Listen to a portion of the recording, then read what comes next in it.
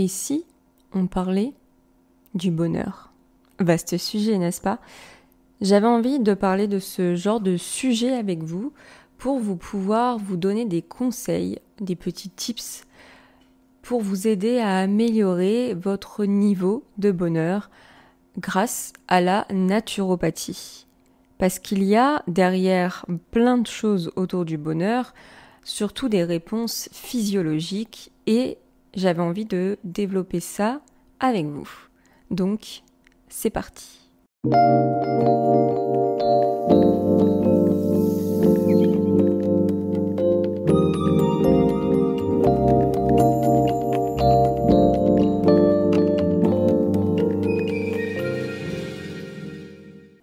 Tout d'abord, je suis Aurore au naturel, accompagnatrice d'hygiène de vie et de naturopathie, youtubeuse depuis 2013 et je pourrais agrémenter ma présentation, mais je trouve que c'est déjà bien de commencer par ça. J'avais donc envie de vous parler du bonheur. Qu'est-ce que le bonheur? Déjà, c'est tellement subjectif. Votre bonheur à vous ne sera pas le bonheur de votre voisin. Les choses pour lesquelles vous allez vous enjouer et être super ravi, super excité, pourraient être des choses très compliquées à gérer pour d'autres, des choses stressantes. Par exemple, moi, mon bonheur se résume à se lever le matin à 6h et à aller, par exemple, à la salle de sport. Je pense que pour beaucoup de personnes, ça signifie plutôt un truc très compliqué, quelque chose, une torture, quoi. Alors que pour moi, ça signifie avoir coché une case avant 9h. C'est plutôt quelque chose de cool pour moi. Si on en vient à parler du bonheur de manière vraiment littéraire, vraiment la définition pure, le bonheur est un état de pleine satisfaction. D'un point de vue plutôt philosophique, ça va être un état durable de plénitude, de satisfaction, mais qui va s'étendre sur la durée.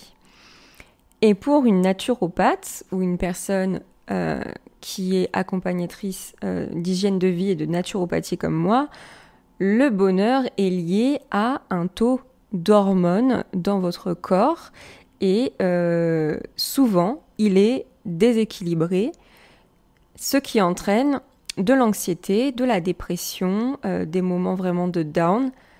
Donc vraiment, le contexte est très important et selon l'objectif d'un accompagnant d'hygiène de vie comme moi, d'un psychiatre, d'un psychologue en fait, on ne va pas regarder les mêmes choses. Mais dans son ensemble, si une personne se sent plus ou moins bien, c'est grâce à certains taux d'hormones qu'elle va avoir dans le corps.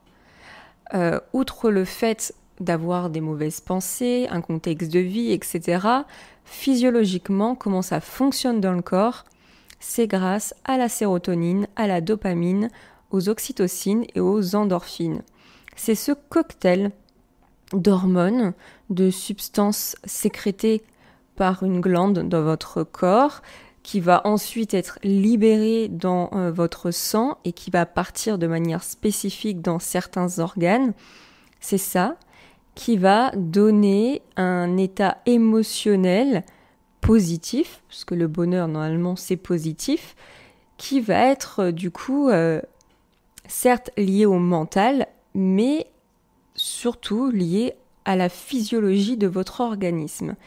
Et en fait, ce qui va se passer, c'est que selon les activités, les contacts physiques, les différentes interactions que vous allez avoir dans votre journée, dans votre vie, il va y avoir sécrétion de différentes hormones et c'est elles qui vont donner cet état de bonheur à votre petit corps et donc du coup à votre personne.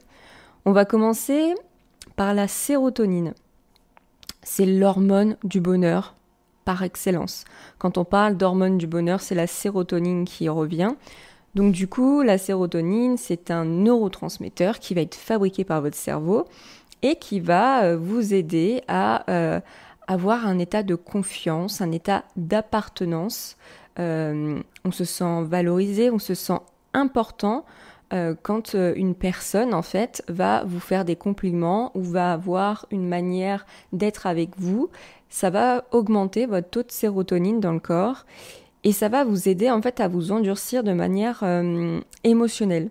Si vous avez des soucis au travail, si quelqu'un vous fait une réflexion sur quelque chose, si dans un état global vous vous sentez bien, que vous vous sentez valorisé grâce à vos proches, à vos enfants, à votre famille, à votre conjoint, cette petite chose qui va se passer au travail va plus facilement vous passer au-dessus.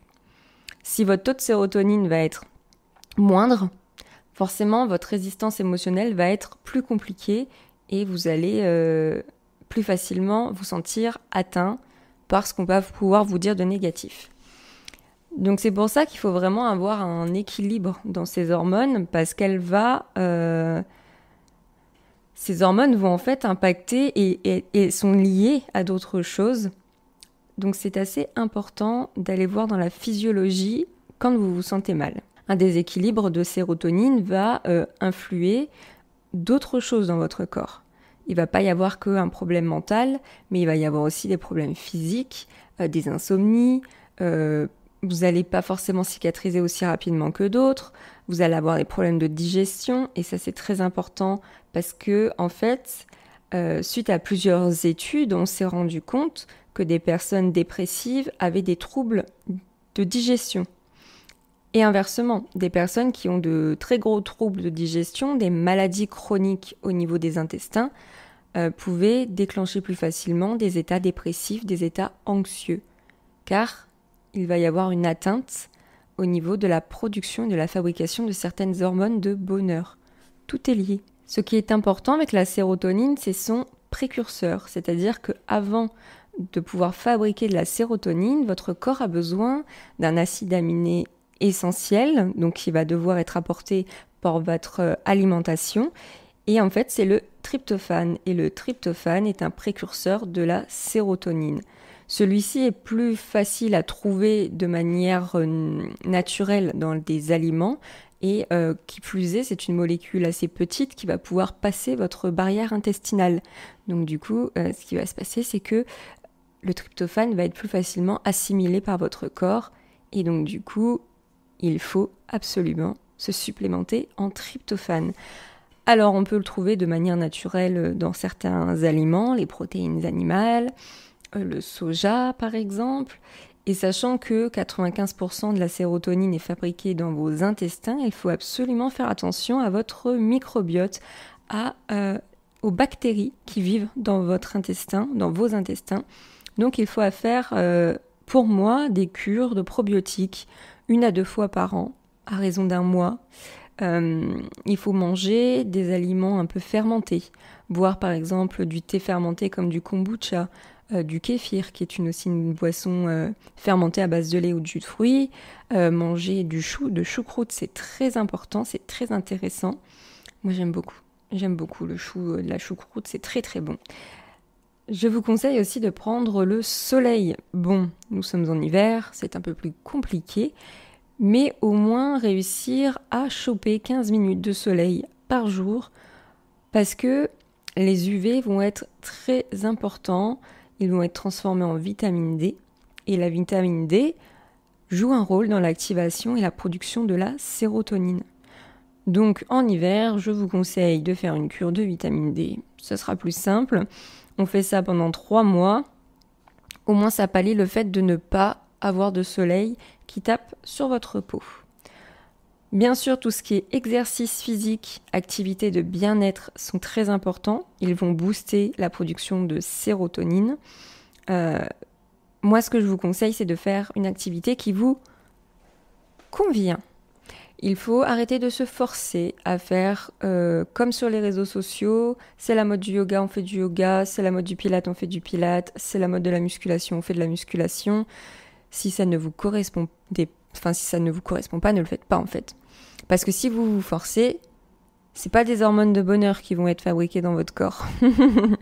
Ça va être du cortisol. Et ça, on en parlera plus tard. C'est l'ennemi du bien. Ensuite, il y a la dopamine. La dopamine. Je pense que tout le monde en a déjà entendu parler, mais pas d'un côté bénéfique, parce qu'en fait, la dopamine, c'est l'hormone de la récompense. Après avoir mangé un bon repas, avoir eu un rapport sexuel ou après avoir atteint un objectif, par exemple avoir coché une case dans votre to-do list, on a un petit shot de dopamine. Et en fait, ce shot de dopamine va forcément vous influencer sur l'efficacité ou la rapidité des tâches que vous allez avoir à accomplir. Plus vous allez avoir des petites tâches sur votre to-do list, plus ça va être des shots de dopamine intéressants parce que vous allez cocher plein de cases très rapidement. Et en fait, quand votre corps sent qu'il va atteindre un objectif, on ne l'a pas encore atteint, mais on sent que ça va y être, votre cerveau, il va vous libérer un shot de dopamine, il va se préparer en fait parce qu'il sait que votre corps va atteindre l'objectif et en fait, il a juste à attendre et il libère les vannes. Moi, ça m'arrive par exemple quand je vais à la salle de sport et je sais que je dois faire 3 séries de 15 répétitions. Si je fais mes 3 séries de 15 répétitions, je le sens en fait que j'ai atteint un objectif et que je me sens bien en fait. Ça, c'est fait quoi. Donc on ressent vraiment une satisfaction, un bonheur et un épanouissement immédiat. Par exemple, des personnes qui souffrent de dépression ont un faible taux de dopamine et ont du mal à fabriquer cette dopamine. Donc pareil, pour augmenter son taux de dopamine, il y a différentes choses à faire. Déjà, avoir un bon sommeil. Un sommeil réparateur en fonction de ses besoins. Idem, on n'est pas tous faits pareil. Et en fait, quelqu'un qui a besoin de dormir 12 heures, une autre personne aura peut-être besoin de dormir que 5-6 heures. Donc vraiment, ça, on s'adapte. On ne se force pas à dormir tant d'heures, on ne se force pas à faire telle ou telle chose. C'est pas parce que le conjoint se lève à 5 heures du matin qu'il faut se lever à 5 heures du matin. La musique aussi est très importante pour libérer de la dopamine. Quand on écoute de la musique qui nous plaît, qui nous booste, ça nous fait vraiment du bien. Donc je vous invite à faire comme j'ai fait, à créer une playlist Good Vibes, Bonheur, Smile, Coup de Boost. C'est comme ça que j'ai appelé la mienne. Et vous mettez vraiment que des musiques dedans qui vous donnent le smile. Moi, c'est vraiment une playlist que j'avais faite pour le matin. Quand je me levais très tôt et que j'essayais d'avoir une nouvelle routine, j'avais mis ça en place. Donc je vais vous la linker, elle est sur Spotify et j'ai mis que des choses pour bouger. Alors il y a vraiment de tout, ne me jugez pas. Ensuite, l'alimentation est très importante. Après le sommeil, pour moi, c'est un pilier de base, l'alimentation. Nous avons besoin de tyrosine, qui est aussi un acide aminé précurseur de la dopamine pour booster sa fabrication. On va en trouver dans des aliments protéinés comme les œufs, le poisson, la viande, mais aussi les amandes. Et les aliments contenant aussi des probiotiques sont très intéressants pour la dopamine. Donc le yogourt, le kéfir, le leben, le kombucha, comme je vous ai dit tout à l'heure. Idem, le sport et les exercices physiques, comme je vous disais tout à l'heure, sont très importants parce que votre corps sent qu'il va atteindre des objectifs et il va vous produire de la dopamine pour vous récompenser. Comme je vous disais, on n'est pas là pour préparer les JO, on ne met pas des objectifs de malade. Le but vraiment, c'est de faire du sport selon vos besoins, vos envies, vos aptitudes et vos disponibilités. Nous sommes d'accord que nous n'avons pas tous le même temps disponible à allouer pour le sport, donc nos stress, chacun à son rythme et chacun avec ses objectifs qui leur sont propres. La méditation est super important aussi, car pareil, quand vous faites une séance de méditation, vous allez cocher une case. Quand vous avez réussi à faire par exemple une série de 7 jours, ça va aussi cocher cette case et les niveaux de dopamine dans l'organisme vont augmenter.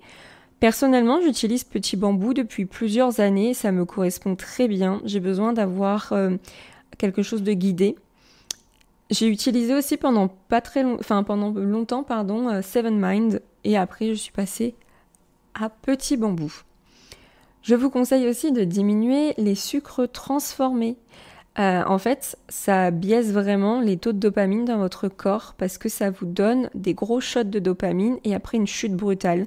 Et en fait, votre organisme et votre cerveau ne comprend pas ce qui se passe.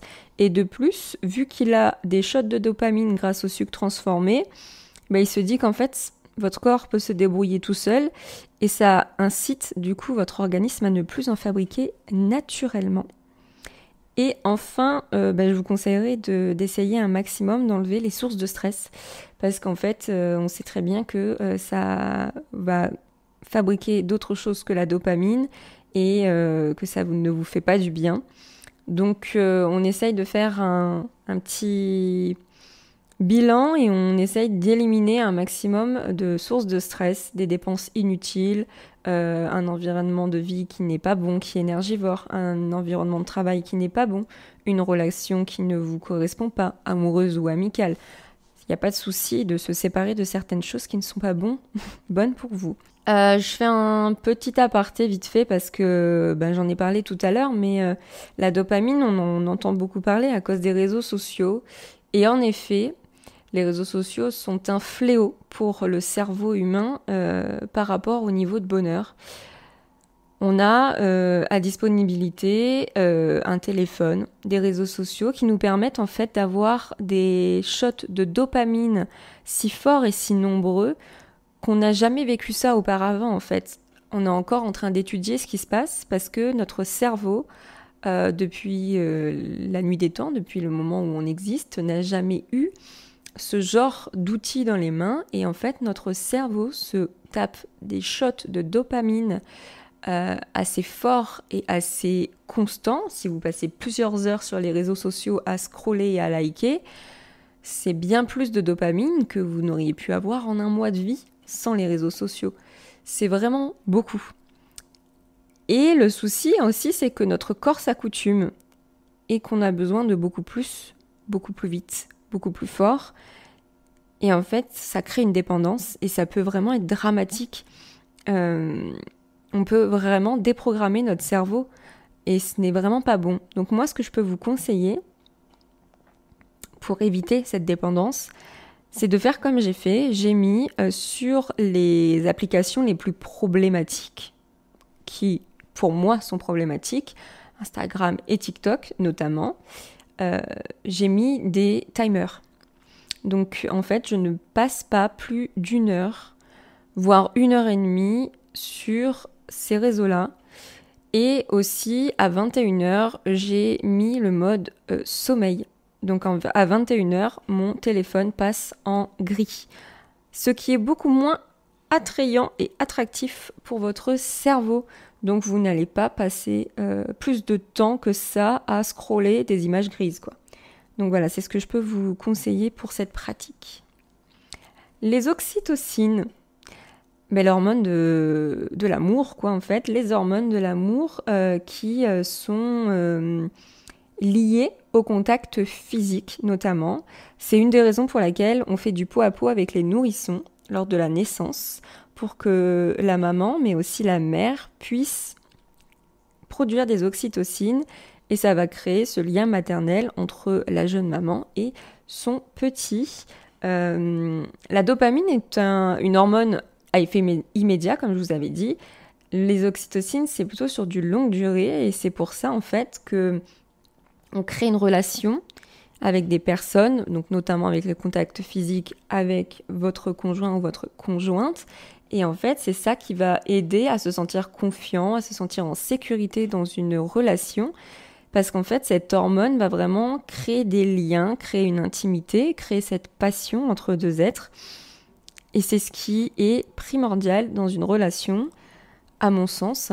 J'ai été très longtemps dans une relation où il n'y avait pas de contact physique, du moins pas comme je l'aurais aimé. Et en fait, c'est vrai que quand on est dans une relation après où vous avez des contacts physiques et surtout que vous soyez en adéquation avec la personne avec laquelle vous vivez, peut-être qu'il y a des personnes qui sont pas du tout câlins et ça les dérange pas parce qu'ils sont tous les deux comme ça. Personnellement, moi, c'est quelque chose dont j'ai besoin. Et c'est vrai que ça aide vraiment à créer cette intimité, cette passion, ce lien si unique entre ces deux personnes. Ces hormones sont fabriquées du coup par les organes génitaux, les ovaires, les testicules. Elles sont sécrétées du coup par pic et ça se recycle très très rapidement. C'est pour ça que c'est assez compliqué d'étudier ces hormones parce qu'elles n'ont pas un taux stable dans le corps. Petite question du coup, comment on fait pour augmenter le taux d'oxytocine dans le corps de manière naturelle ? Eh bien, c'est pas compliqué. En premier lieu, les contacts physiques, comme je vous disais, faites des câlins à vos proches, faites des câlins à vos animaux aussi, ça aide beaucoup. Bien sûr, tout ce qui est rapport sexuel et moments intimes sont d'une grande aide pour augmenter le taux d'oxytocine dans l'organisme. Et il y a aussi tout ce qui va vous permettre de développer votre confiance. Par exemple, une activité sportive, parler en public. Ça, c'est aussi intéressant pour faire augmenter votre taux d'oxytocine dans le corps. Aller dîner avec un ami, c'est un moment agréable. C'est un moment social, donc ça vous fait du bien. Avoir une discussion stimulante avec une personne, ça aussi. Et le massage, forcément, on reste sur le contact physique, donc le massage peut aussi faire du bien. Et si en plus de ça, massage avec le chéri ou la chérie, c'est d'autant mieux. Quatrième et dernière hormone, les endorphines. Je pense aussi que vous avez dû en entendre parler, parce que les endorphines sont liées aux sportifs. Les endorphines sont au nombre de 5. Il y a l'alpha, la bêta, la gamma, l'alpha-néo et la bêta-néo-endorphine. Endorphine, en fait, veut dire endogène et morphine. Ce sont donc des analgésiques naturels du corps qui est produit par votre système nerveux central et une glande située à la base du cerveau. Et en fait, elle va permettre de soulager les douleurs, mais d'augmenter aussi le plaisir. Elles font partie du système de récompense comme la dopamine, mais elles peuvent être libérées de manière plus continue, plus longue, pendant les repas, les exercices physiques, les rapports sexuels, mais aussi la consommation de boissons alcoolisées. On va trouver chez des personnes en dépression ou des personnes qui dorment mal ou qui sont très anxieuses une carence en endorphines. Donc c'est aussi très important. Pour augmenter ces endorphines, le sport, forcément, ça va stimuler votre corps et ça va stimuler ce plaisir, ce bonheur. On dit souvent que les endorphines arrivent environ au bout de 20 minutes d'effort, notamment par rapport à la course en fait. Faire partie d'une association ou faire du bénévolat, en fait, faire un acte complètement quelconque sans intérêt, sans retour attendu, vous permettent d'augmenter votre taux d'endorphine. Sur Montpellier, je faisais ça, je faisais des clean walks. J'allais en fait avec une association dont je ne me souviens plus du nom, j'allais faire des clean walks, c'est-à-dire que pendant une matinée ou une journée, on allait nettoyer le rebord de plage, le Lez aussi, un fleuve qui traverse Montpellier. On allait dans des parcs, on allait dans certains lieux et on faisait du nettoyage et on enlevait tous les déchets qu'il pouvait y avoir et ça fait vraiment du bien, on se sent utile et forcément votre niveau de bonheur augmente. Donc je vous conseille de le faire. Et même si vous n'avez pas forcément envie de partir avec une association ou un grand groupe, seul ou alors avec des amis, vous pouvez aller nettoyer. Je sais que quand je fais des balades en forêt ou quand je me balade vers chez moi dans le 77, dès que je vais retrouver un déchet, je vais le ramasser, je vais le mettre à la poubelle. Donc ça fait du bien en fait. Au niveau de l'alimentation, tout ce qui peut être aliment un peu piquant ou épicé va aider votre corps à fabriquer des endorphines. Ça va en fait lui permettre de réagir et de, entre guillemets, contrer la douleur que ça peut engendrer de manger du piquant. Le chocolat noir aussi contient des flavonoïdes qui a en fait un petit effet analgésiant. Ça fait partie de la famille des morphines.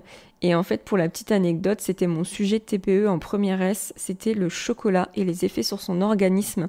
Du coup, on avait fait des recherches un peu plus poussées, on avait découvert qu'il y avait des molécules analgésiantes à faible dose. Si vous voulez vraiment avoir un effet similaire à la morphine, vous allez plutôt vous évanouir ou vomir d'abord parce qu'il faudra manger des kilos et des kilos de chocolat. Et le rire aussi est un catalyseur de bonheur, un catalyseur forcément d'endorphine. Donc allez voir un spectacle d'humour ou riez tout simplement, ça vous fera du bien. Alors, je vous disais tout à l'heure qu'il y a l'ennemi du bonheur qui est le cortisol. Le cortisol, en fait, est une molécule qui va être fabriquée dans votre corps quand vous êtes soumis à un stress continu et chronique. Et en fait, c'est ce qui va vraiment pouvoir déclencher des mauvaises choses. De la prise de poids, de vraiment un déséquilibre au niveau du bonheur, au niveau de votre physiologie. Vous allez pouvoir vraiment être en danger d'un point de vue vraiment physiologique pur, hein. Les troubles du sommeil, la fragilité du système immunitaire vont pouvoir se déclencher. Il y a vraiment des conséquences importantes à un taux de cortisol trop élevé, mais surtout de manière chronique. Sans rentrer dans les détails, j'ai été pendant des années en contact avec des personnes qui m'ont fait me sentir mal. Et forcément, j'avais un stress chronique au niveau du corps. Alors, je ne parle pas du stress dans quelqu'un qui a l'air stressé, anxieuse, qui se sent dépassé. Non, on parle vraiment physiologiquement. Vous êtes en stress chronique, votre corps est plutôt acidifié.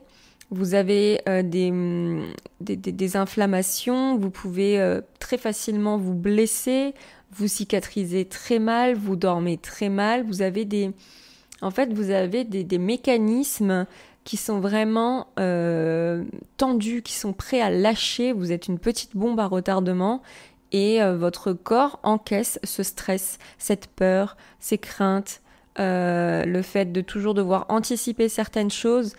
Physiologiquement, ça se voit et ça se ressent. Et en fait, c'est quelque chose qu'il faut vraiment bannir. Le cortisol n'est pas bon pour votre corps, pour votre santé. Il peut être bon dans certains contexte, mais de manière chronique et continue et aussi élevée, ce n'est pas bon du tout. Donc je vous conseille de suivre ce que je vous ai dit avant pour éviter un maximum que ce petit cortisol ne vienne faire le bazar dans votre corps. Donc je peux vous conseiller de faire vraiment attention, de vous écouter et de mettre en place certaines choses, certaines routines quand vous sentez vraiment que votre niveau de bonheur, il n'est pas fou. Je vous conseille vraiment de commencer par des petites choses. Ça va être tout bête, mais le fait de méditer, le fait d'aller marcher, de prendre le soleil déjà, vous fera du bien, d'écouter de la musique qui vous fera du bien. Et je vais vous donner une des petites recettes qu'il y a dans mon e-book. Toutes les informations et tout ce que je vous ai dit aujourd'hui dans ce podcast sera résumé dans un e-book avec des compléments alimentaires et des recettes dédiées à chaque hormone. Donc je vais vous donner par exemple la recette pour la dopamine qui est pour moi une boisson réconfortante que j'aime beaucoup. Vous allez prendre du lait d'amande bio, vous allez mettre une belle cuillère à soupe de miel, un bon miel qui vient d'un apiculteur pas loin de chez vous, qui est bio de préférence, où vous connaissez la source de la fabrication. Si même il peut vous montrer les ruches, ça sera d'autant mieux, on n'achète pas n'importe quoi. Et je vous conseille aussi de mettre de l'hydrolat de fleur d'oranger. Pareil, je vous conseille de la mettre bio. Il existe de l'hydrolat de fleur d'oranger par exemple sur Aromazone. Et voilà, comme ça au moins vous savez pareil que c'est plutôt de bonne qualité. Vous chauffez sans faire bouillir pour ne pas altérer les bonnes molécules du miel et vous prenez cette petite boisson, un bon livre, un plaid et vous vous posez tranquillement pour boire cette boisson. Ok, on fait comme ça, je veux vos photos sur Instagram Aurore au naturel, vous me taguez quand vous êtes en train de boire cette boisson et de prendre un moment pour vous. Et ensuite, par exemple, il existe aussi, si vous n'êtes pas trop boisson, si vous n'aimez pas le miel, si vous n'aimez pas le lait d'amande, je vous conseille donc de vous supplémenter avec de la tyrosine, qui est le précurseur de la dopamine. Et du coup, comme ça, vous aurez votre taux de tyrosine qui va pouvoir vous aider à fabriquer votre dopamine et à augmenter votre bonheur. il existe plusieurs laboratoires qui en vendent. Dans mon e-book, je parle des laboratoires Solger ou Solger. Je vous conseille de faire une cure d'1 mois à raison d'1 gélule par jour le matin. Et comme ça, vous serez au top. J'espère que ce podcast vous aura plu et que vous aurez appris des choses. Nous sommes d'accord que le bonheur est très subjectif, comme je disais en introduction, qu'il peut y avoir vraiment de tout, mais physiologiquement, nous sommes tous faits pareil, donc je pense qu'il y a quand même des petites choses qui sont intéressantes pour vous. Je vous rappelle du coup que sur mon site auroreaunaturel.fr, vous pouvez retrouver cet e-book, ce guide qui vous parle du bonheur et des 4 hormones qui sont liées au bonheur. Il y a aussi une petite fiche récapitulative où vous allez trouver vraiment un tableau avec les 4 hormones, avec ce qu'il faut faire pour les augmenter. Et vous aurez aussi un complément alimentaire plutôt global et une recette aussi pour pouvoir vous aider à augmenter votre bonheur avec vos papilles. J'espère que ce podcast vous aura plu. Je vous souhaite une belle journée, une belle après-midi ou une belle soirée selon le moment où vous allez écouter ce podcast. Et je vous dis à très bientôt dans un prochain épisode. Bye tout le monde.